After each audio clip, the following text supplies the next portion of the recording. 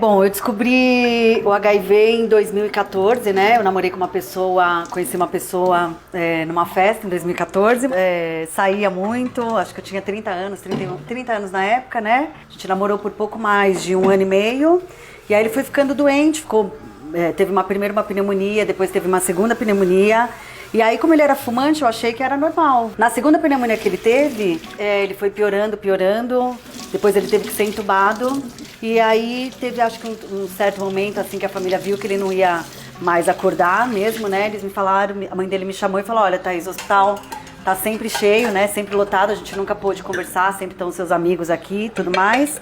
Mas na realidade o que ele tem é AIDS.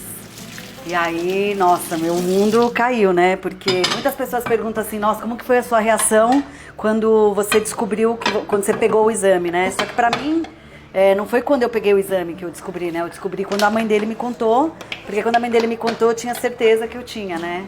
Porque a gente transava sem preservativo, né? Eu achava ele era meu namorado, nunca me passou pela cabeça pedir exames pra ele. E eu tinha uma visão muito estigmatizada do HIV e da AIDS, né? Então eu achava que era algo super distante de mim, super bobagem, né? Então eu fui num posto de saúde que você faz o teste, você fura o dedinho, sai o teste, sai o resultado bem rápido, sim. Eu fiz esse teste de 15 minutinhos e aí, obviamente, quando eu peguei meu resultado, deu positivo, né? No meu caso, eu descobri com uma pessoa no estágio terminal da AIDS, né? Então, quando eu peguei o exame, eu tinha uma sensação de, gente, eu vou morrer assim também, né? E aí, tava muito pesado pra mim no hospital. Era uma pessoa que eu gostava, que tava comigo, que eu vivi 1 ano, que estava ali no leito de morte, de uma doença super pesada. E aí, eu não aguentava mais ir no hospital. E aí eu falei para os meus amigos, falei assim, ai gente, eu quero ir pra praia, esparecer um pouco, eu não vou mais no hospital, vou lá me despedir. E aí eu passei pela cama dele, assim, ele já tava bem mal, assim, passei pelo pé dele. E aí ele tava desacordado, já entubado, com a máquina fazendo quase todo o trabalho da respiração, assim. Eu falei, olha, no ouvido dele, eu te desculpo, peguei meu exame. Nem te desculpo, né? Porque não foi culpa dele, né? Só, eu também nunca me cuidei. Mas assim, eu te perdoo, a gente não vai conversar nessa vida sobre isso. Então, faz sua passagem, vai em paz. E em outro momento a gente conversa, né? Nesse plano a gente não vai se falar mais. E aí, quando eu saí do hospital, ele morreu, né? E aí, muitas pessoas têm esse negócio, né? Ai, AIDS. E aí, acho que muita gente não sabe nem que eu não tenho a AIDS, né? A AIDS foi o meu ex-namorado, ele morreu da AIDS, já que é o estágio terminal. Porque uma coisa é você ter o vírus do HIV e outra coisa é você ter a AIDS propriamente dita. Então, eu posso viver a vida inteira com o vírus do HIV e nunca ter AIDS, né? E aí eu comecei a me apegar mais ao meu médico, tinha uma psicóloga assim para eu digerir. Como eu sabia que eu ia talvez sofrer algum tipo de preconceito, eu pensei nesse sentido. Eu falei, primeiro eu preciso tá bem. É inevitável, a gente sempre fica muito preocupado com o que as pessoas pensam, né? Se você conversar com pessoas que têm HIV, que ficam mais no anonimato, muito do medo das pessoas não é de morrer da doença, não é de você da doença evoluir para AIDS, porque as pessoas sabem que se você cuidar direitinho é difícil acontecer isso, é mais muito outro, né? Como que eu vou me relacionar e o outro vai entender isso? Como que eu conto na minha família? Como que eu conto no meu trabalho? Sempre a preocupação é com o outro, né? E aí, no marketing da Sony, eu conheci... eu trabalhava lá e eu conheci o Rodrigo, que trabalhava lá na Sony, a gente era amigo na época, a gente começou a sair na mesma turma, e aí eu fiquei com o Rodrigo uma vez e... eu tinha um pensamento assim, que era, eu acho que ele não merece estar comigo, ou ele merece estar com uma menina saudável, uma menina melhor do que eu, ou ele não merece, eu não quero envolver ele nessa minha história e tudo mais. Tinha umas preocupações assim, que era uma super bobagem, porque se você pensar, ele que tem que decidir isso, né, não eu. E aí eu tomo um comprimido por dia que me deixa indetectável, né. Tenho tão pouco vírus circulando no corpo, que nessa condição eu não consigo nem passar pra ninguém, nem a doença evoluir no meu corpo. Mesmo eu não infectando ele nessa condição, obviamente, todas as nossas relações eu protegia ele, porque qualquer coisa além disso era uma decisão dele, com o médico dele, com o meu médico, não minha, né. Só que aí numa viagem a camisinha estourou, eu não tinha contado pra ele ainda, né, eu tava me preparando pra contar. E aí eu fiquei muito nervosa, assim, porque justamente eu não estava preparada para aquele momento. E aí ele falou, calma, Thaís, eu não tenho nada. Eu falei, mas eu tenho.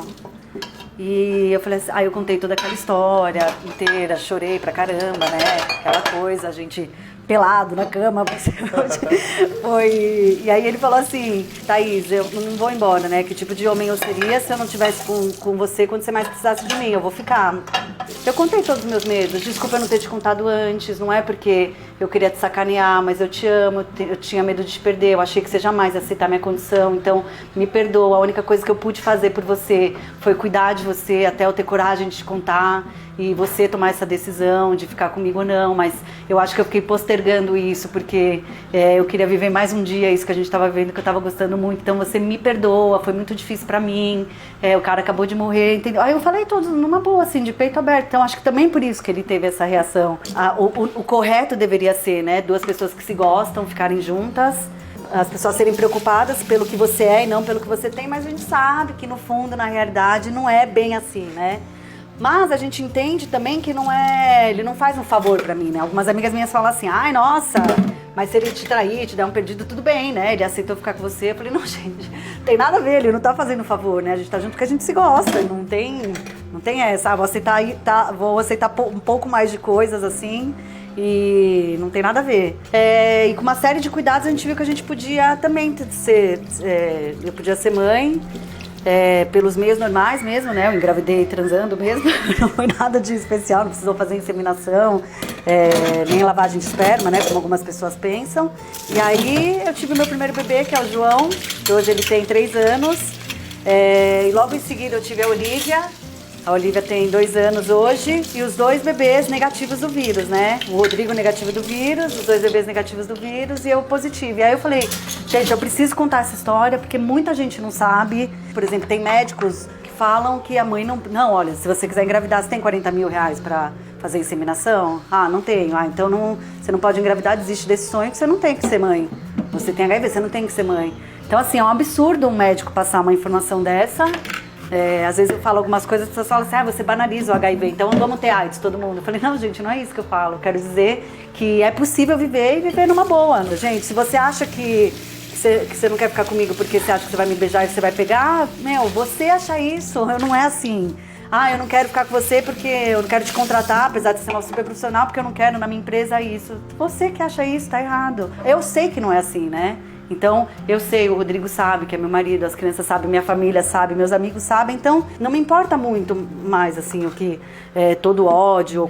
Lá nos anos 80 fizeram uma propaganda, né, da peste gay, a doença dos meninos gays, e não desfizeram ao longo dos anos. Então, muita gente ficou com essa visão na cabeça da promiscuidade, que é uma grande bobagem, né? Não tem a ver, quando a gente falava de grupo de risco, existe grupo de risco, né? Existe comportamento de risco. E comportamento de risco se resume a quem faz sexo, entendeu? Se você transa, eu sendo mulher, eu sendo jovem, eu sendo mais velho. E as pessoas têm essa visão, né?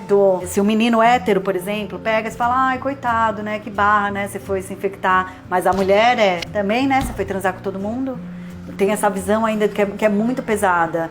E que poderia ser, e daí se eu tivesse transado com todo mundo? No meu caso ele foi meu único parceiro durante 1 ano, mas também tem isso, né, que é o estigma, você não quer que ninguém saiba, senão vão pensar que eu tive muitos parceiros. E se eu tive muitos parceiros? Já tenho 38 anos, sou mulher, dizem que são mais os meninos, sou heterossexual, sou casada, não sou solteira, tenho 2 filhos. Agora, se tá aqui perto de mim, infelizmente ainda aumenta, tá perto de muita gente, né? Eu vejo como algo muito normal e por isso que eu tento falar para as pessoas entenderem que mesmo com as adversidades aí, a gente pode viver super bem.